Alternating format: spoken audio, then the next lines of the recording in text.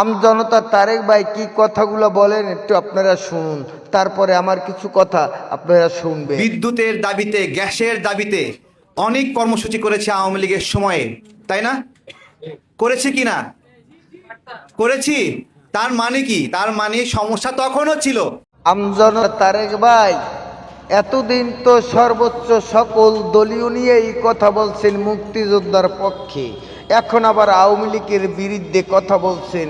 আপনি সেই গ্যাস বিদ্যুতের জন্য আন্দোলন করছেন যে আপনি সেই ভিডিওটা আমাকে একটু দেখাতে পারেন, অথবা সাধারণ জনগণকে দেখান যে আমি আন্দোলন করছিলাম এই গ্যাস এবং বিদ্যুতের জন্য 16 বছরের ভিতরে একদিনও দেখান তো একটু ভিডিওটা জনতার সামনে তুলে ধরেন। এতদিন মনে করছিলাম যে তুমি একজন সত্যবাদী নাগরিক, কিন্তু এখন দেখা গেছে জোর উপরে জো খাতা লাচ্চা হো বিএমপির পক্ষে চলে গিয়েছো, আবার দেখবা আওয়ামী লীগ ক্ষমতায় আসলে আওয়ামী লীগের পক্ষে হয়ে যাবা। এটাই তো তোমাদের চরিত্র।